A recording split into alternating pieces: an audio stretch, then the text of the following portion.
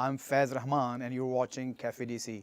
Today on our show, we are very honored to have a remarkable guest, Ambassador Rashad Hussain, who is President Obama's special envoy to the OIC, which is the Organization of Islamic Countries.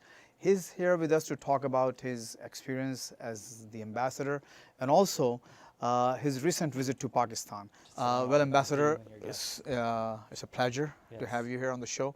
Let me ask you this question first. Actually, it's not a question. Let me just confirm. Are you the youngest American with the title of ambassador in this country? Is it okay? Is it accurate to say that? It's something I haven't checked on. There's a lot of young people doing tremendous things in this administration, and I'm fortunate to be one of the young people that's been entrusted with such a role. I guess when the president appointed you, you were only 31 years old. That's right. I began this role at that age. Right. So that's quite young for an ambassador or for a diplomat. Well, part of the idea, I think, was intentional in the sense that if you look at the demographics of the Muslim world, there's parts of the Muslim world where there's 60 to 70% of the population that's under the age of 30.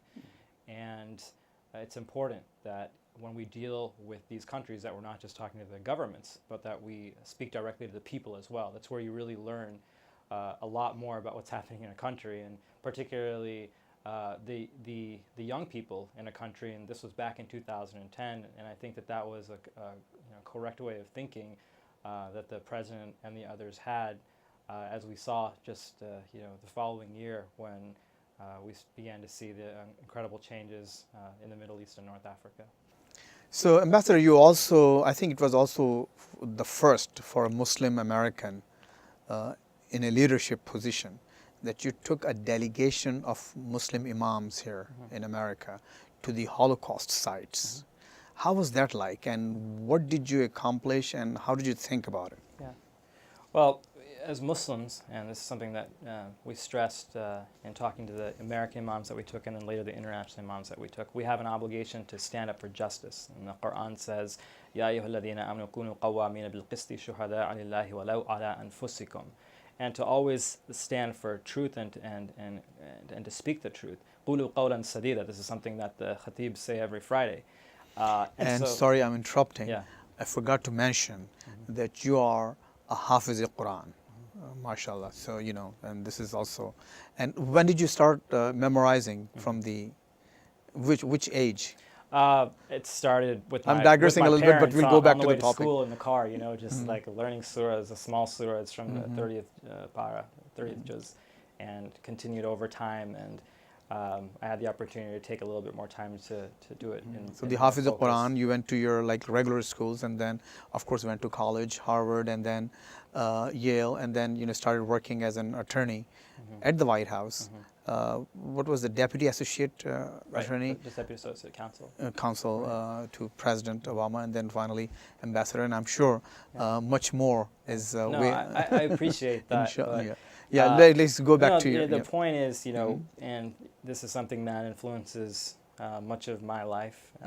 We have to stand up for justice, and what happened was a horrific tragedy that was wrong, and we have to stand against that as human beings and as Muslims. We have to stand up against extremism when it's, especially when it's used to go after innocent people.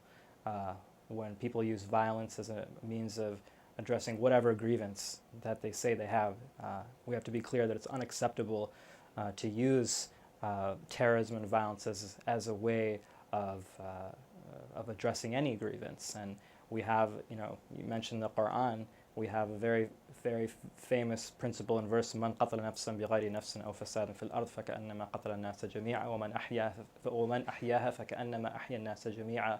Whoever kills an innocent person as if they've saved, as if they've killed all of humanity. And whoever saves one innocent person is as if they've saved all of humanity. So, it's important that we stand for the truth and stand for these principles. And when you ask the question, even about something that some people in the Muslim world might find controversial, we have to be consistent. If we're speaking about anti-Muslim sentiment in different parts of the world, then we also have to speak up when Christian minorities are targeted. We have to speak up when minorities in Muslim countries are targeted. We have to get past these internal divisions that unfortunately in we'll see. Pakistan lately, Yeah. it's been a big issue. Yeah. I mean, Yeah. the minorities. Yeah. And sometimes I can speak about those issues that minorities are facing, and often they're because of blasphemy laws and other laws that are on the books, and minorities are targeted. And it's unfortunate that if I would raise some of those issues, then people might start asking me, "Oh, do you belong to that minority group?" And I say, I'm raised traditional Hanafi, just a Sunni Muslim, just like the vast majority of people in Pakistan. But a part of that upbringing is is a principle that we have to speak out against injustice against any people, and so that's why when you raise a question about that visit, that's why we found it so important to do that with the imams, first from the United States and then from the imams around the world. So you're basically the second person in this position. This position was created, this office at the State Department was created by President Bush, and the first ambassador was, I think, somebody from Texas. That's correct. But I think in you, we have seen a little, the profile is being higher in terms of your activity and your engagement with the world leaders. So tell us something about your office, what exactly you do, why it was created, why they thought it was so necessary. I mean, you have ambassadors to every country. Every Muslim country has an American ambassador, almost every Muslim country, yes. So why we needed another ambassador to this organization? What's the purpose, what's the function of this office? Well, we do have representatives and ambassadors to large multilateral organizations around the world. Of course, the United Nations, the European Union, the African Union, and the OIC, the Organization for Islamic Cooperation, is an organization that's made up of 57 members, making it the second largest multilateral body in the world. And when the president came into office, it was and remains one of his goals to improve our relationships and partnerships with Muslim communities around the world based on mutual interest and mutual respect. And at the time when the administration began, I was working as an attorney in the White House counsel's office, and seeing everything that was going on in terms of the president's engagement with the OIC countries and with Muslim communities around the world, I tried to do whatever I could to informally help out when the president was organizing planning his trip to Ankara, Turkey, which is one of the stops that he made in his first trip, and then, of course, the trip that he made to Cairo. And so after the trip to Cairo, we wanted to make sure that we fill the position of our engagement with the OIC as a multilateral institution, but we also have a position to follow up on the initiatives that the president announced in that speech, particularly in the areas of education, health, science and technology, entrepreneurship, interfaith dialogue, and to also continue to dialogue with governments and Muslim communities around the world on the state of affairs and our partnerships between the United States and the Muslim world. Now, there's a construct in academic literature and in the media of U.S. relations with the Muslim world. Oftentimes we critique that ourselves because we say we have 7 million Muslims living in the United States, so isn't the United States a big part of that as well? 7 million Muslims is more than some of the population of some of the Muslim countries themselves, exactly. particularly if you look at some of the smaller Gulf countries. But we do understand that is a construct that exists, and it's something that audiences are interested in talking about. When you're in a country like Turkey, audiences want to hear about the bilateral relationship with Turkey, but they also want to ask broader questions about U.S. relations with the Muslim world, and they'll ask questions about Iraq and Afghanistan and Middle East peace process and the Arab Spring, so the whole broader range of issues. And so that's where I've tried to come in and do my part to answer some of those questions and to engage in dialogue and to convey those messages which I hear overseas back to Washington. Ambassador, you have been to so many countries, especially Muslim countries, and OIC is probably the second largest world organization, international organization after the UN in terms of membership. Huge organization, and countries You have a diverse membership.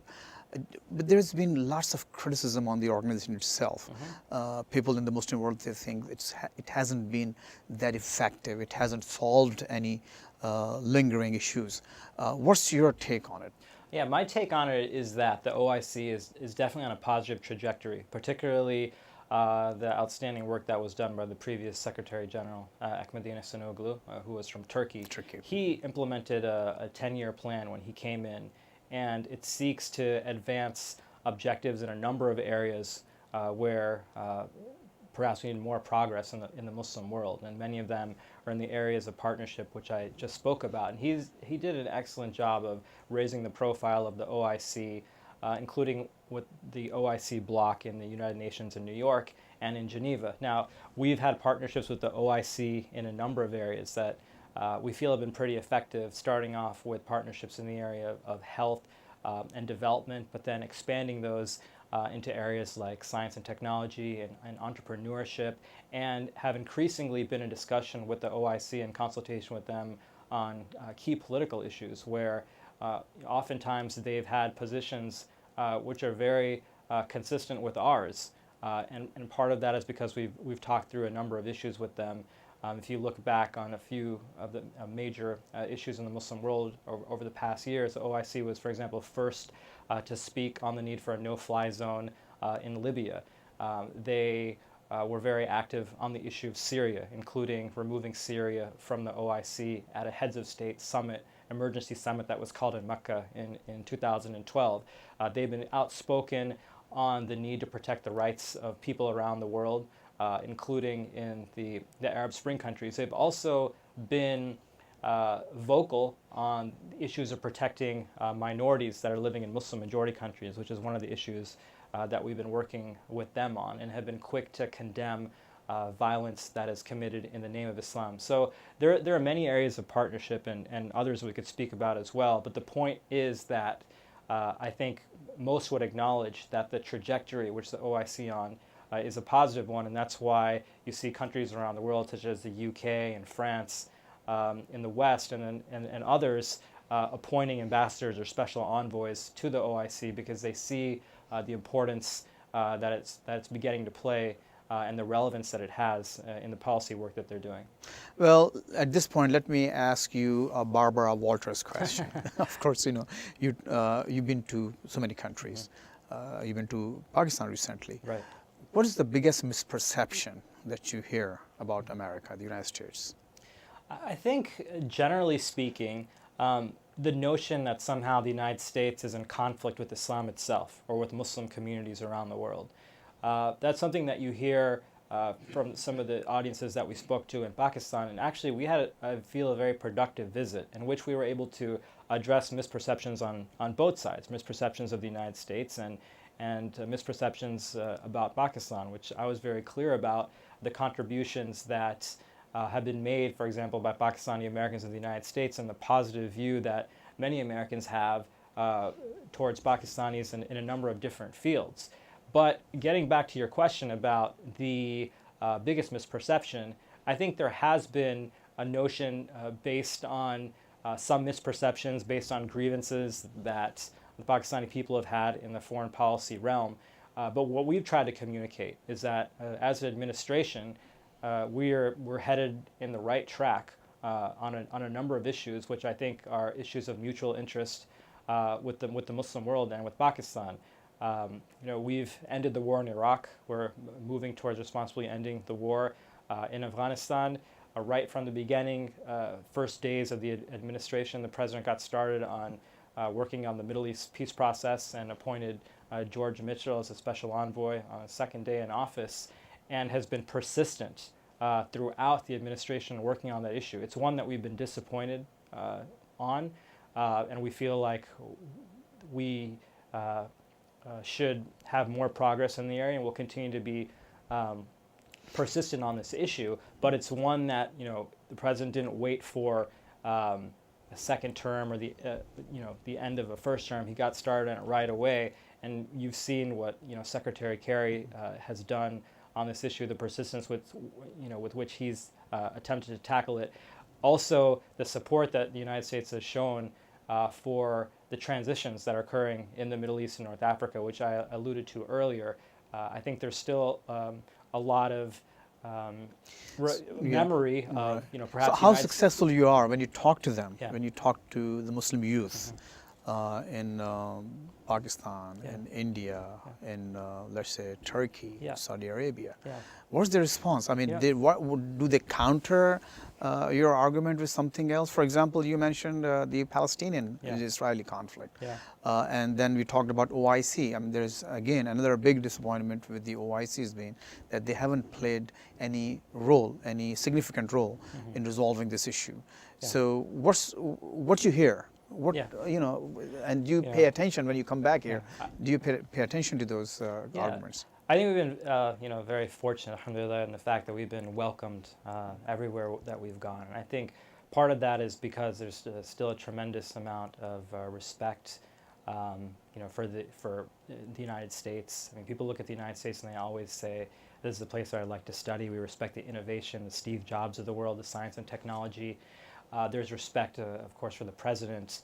And the fact that the president would appoint somebody who's a Muslim American that's been rooted in the community and has been, educated not only in the school system that we've gone to, but also in the Islamic sciences. Because of that At combination Harvard, of factors. Right? That was your subject at Harvard? Yeah, Islamic I've studied law and government, but I've also studied Arabic and Islamic studies and traditional studies and So you've been to Harvard, Yale, all the Ivy League schools. I mean, again, I'm changing Yeah. the subject a little bit, but Yeah. before I do Yeah. that, Yeah. let me take a short break.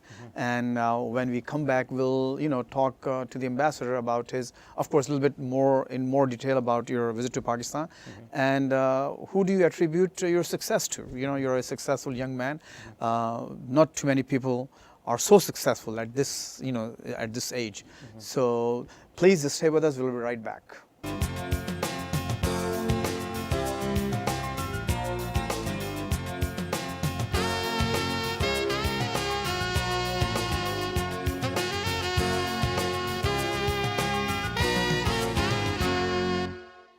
Welcome back. Okay, let's go back to the question that I asked before we went to the break. Who do you attribute your success to? You're a successful young man.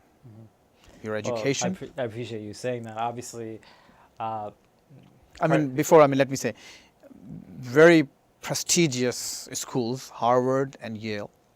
And of course, your mother is a doctor. Your dad, your father is a prominent engineer. But you were born in a very small town in Wyoming, I guess, right? And then grew up in Plano, Texas. yeah, yeah. that's right. Of course, we say alhamdulillah for everything. We attribute all the blessings that we have to God. And all the credit goes to our parents for raising us and taking care of us. But beyond that, I've been fortunate to have mentors every stage of the way, in school and professionally, and it would take too long to go into all of them. And we really had, figures, historical figures that we've looked up to. Some of them, of course, are from within the religious tradition, but it's also important to note from within American history of figures like Martin Luther King, who have done so much work in the fight for justice, figures like Robert Kennedy, who is a hero of mine as well. And, you look up to those figures and you read about their lives and see what they were all about and what they were able to accomplish, and it's an inspiration for all of us. Good. On June 6th, 2009, President Obama went to Cairo and made that historic speech to the Muslim world. He chose Cairo. You were with him in Cairo, and you actually contributed to that speech in developing the overall theme, the new beginning with the Muslim world.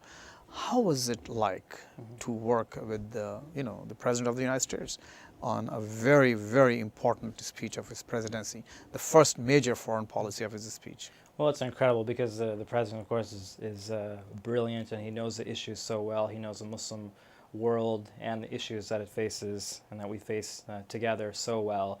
and he's the best speechwriter that there is. So when it comes to Himself, he writes most of his stuff. he's the author of the Cairo speech. There's the main speechwriter, of course, Ben Rhodes, was working on it closely with the president. And I contributed whatever they asked me to contribute, and I feel very fortunate to have played a part in that process.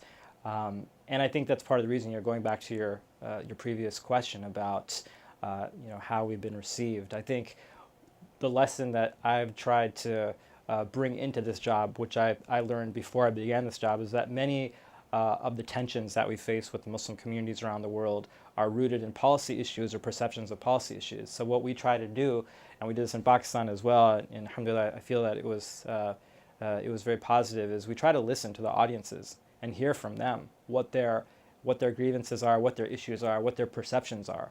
And you start with the issues that they want to talk about. Instead of just spewing talking points onto them, you listen. When I was at the International Islamic University in Islamabad, I was very clear. So I don't have any talking points. I don't have anything prepared. I want to hear from you, the students, and I want to hear what your issues are. And I try to go through issue by issue, similar to what the president did in the Cairo speech, was to go through the major issues of tension, oftentimes between the United States, or what are perceived as issues of tension between the United States and Muslim communities around the world, and to go one by one and to address those issues, and to let them know at the same time that, look, we have in the United States a community of 7 million Muslims, 2,000 masajid, so many schools. Is so 7 million a confirmed figure, by the way? Because people throw different numbers when it comes to Muslim population here. Yeah, I'm sure there's a number of estimates. That's the figure that we've been using. There's a process in research that was used to arrive at that figure. That I don't know all the details of, but I think that's a reasonable figure. And as I was saying, you have masajid, 2,000 across the country. You have schools around the country. You have Muslim Americans at the top of their field in so many different areas, in business and in medicine, certainly, in engineering, in the arts and sports. Some of the greatest icons in American sports history, Muhammad Ali, Kareem Abdul-Jabbar, Hakeem Olajuwon, have been Muslim. And so as we talk about these policy issues, I also want to convey to them that there's a strong tradition of Islam in the United States, and there has been for quite a long time. Well, Ambassador, let's talk about your visit to Pakistan a little bit. I saw some of those pictures, and those pictures were, to say the least, were astonishing. Seeing you sitting by Maulana Samiul Haq on the one hand, and Dr. Munibur Rahman, and then of course youth, Pakistani youth. So from the pictures, from the coverage that I saw, it seemed like a very engaging trip. Please, enlighten us. What was it like, and do you think what Pakistan is going through these days is quite concerning to a lot of people around the world? What's going on there, well, first and of what's all, your take? I've wanted to visit Pakistan for quite a long time. Pakistan is a country that's brimming with human talent. It's a beautiful country in terms of the geography. It's just the natural beauty is stunning in many parts of Pakistan. We would have liked to have gone out and seen even more of the country, but even the parts that we saw were beautiful. It's a country of rich culture and tradition, poetry. Every time I hear one of the verses or the lines from Iqbal, I was telling one of my uncles that every time you just hear that, you get it chills, and you get a tear in your eye every time you hear some of the poetry that he was able to write. So I've always had a fascination, and I've always wanted to visit. And our visit, the purpose was to really communicate that the partnerships that we seek to advance with Pakistan are based on principles that I think are consistent with American values, Pakistani values, and values that people of all faiths share. We want to see, for example, education for all people, boys and girls, quality education, secular and religious. We want to see progress in health and development. We want to see all the talent, the young talent that's there, prosper. There's a boom going on, in the internet industry there. We want to see advances in science and technology. We want to make sure that we're doing everything that we can to take advantage of all the opportunities that exist between the United States and Pakistan, and that was the purpose of our visit. And in previous interactions, of course, we interact with the Pakistani officials here in the United States, the ambassador and the previous ambassadors. We've interacted plenty with the Pakistani government officials in our travels at the OIC Heads of State meeting, which I mentioned in 2012. We had an opportunity to have a bilateral meeting with President Zardari and Foreign Minister Hina Rabbani Kar at the time, and some other government officials. And we had government officials that we met with in this trip. We really wanted to focus in on engaging with youth and civil society and religious leaders. And you mentioned some of the difficulties that we see today, and I think that the root cause of many of those difficulties can be attributed to the lack of access to quality education for both boys and girls. And when I say education, I mean religious education and secular education, both. And when you have that absence of education and that vacuum that exists, that's when you have the forces of extremism that can come in and try to fill that vacuum and lead people down the wrong path, right, in order to advance their own agenda. And when people can't, read for themselves or understand for themselves, for example, what their religion says, and religion is used as a tool of power, and religion is used as a tool to advance political agendas, and it's used sometimes as a tool to even stop progress in areas such as health and development, when really we know as Muslims that we should be at the forefront in all of those areas, and that's what that's at the heart of Islamic principles. We know that we can be doing better in all those areas, and education, I think, is an area where it has to begin first, and that's why there was such a heavy emphasis in our trip in talking to the madrasa heads and some of the other religious figures, and in talking to the students about what we can do together to address these challenges. Briefly, what was their biggest complaint, especially when you met with these religious leaders? What was their biggest complaint against the United States and overall conditions in Pakistan? Yeah, I think with regard to the complaints, there was a series of questions that they had on various policy issues that regarding U.S. policy toward the Muslim world in general, United States policies in Pakistan, and some of them were based on misperception. There were audiences that even brought up positive aspects of the relationship. So I don't want to give the impression that it was just a series of challenging questions, because there were many that noted the opening that exists and some of the positive things that are happening. The end that we're seeing to the wars in Iraq, and now the end to the war in Afghanistan, and other policies which many of the audiences acknowledge that we're moving in the right direction. I think the biggest challenge that we face in Pakistan and the Muslim world in terms of addressing misperceptions and improving our relations is that there's been mistrust that has been built up for a long time. It's been built up for decades, in fact. In many places. And so when you're trying to do the work of bringing about change to address some of those issues, and let's be honest, there's going to be some areas where there are just disagreements, and we have to find ways to work around those and find areas of mutual agreement that we can build on. But when you do have such a level of mistrust that's built up, when you are bringing about change and you are working towards certain outcomes and certain policies, then people have a tendency to ask questions such as, are the Americans really doing that for the right reasons? What's their intention behind this? And then when you have lack of access to information and sometimes lack of access to education, that's an environment in which all kinds of theories can sprout up. And when you have that history of mistrust that you combine with it, then people are skeptical when they see things even moving in the right direction. So our job is to make sure that we sustain, a positive trajectory over time, and people can see for themselves what we're all about and what we're trying to do. Well, thank you very much, Ambassador Rashad Hussain, for joining us today here on Cafe DC. Hope to see you again sometime in the near future. Thank you and so maybe much. in a greater role. Who knows? Thank you so much. So wish you all the best. Ladies and gentlemen, thank you very much for watching Cafe DC. I'm Faiz Rahman. Please don't forget to give us your feedback through our Twitter handle, Facebook account, and also visit our website at www.urduvoa.com. Thank you very much for watching once again. Khuda Hafiz.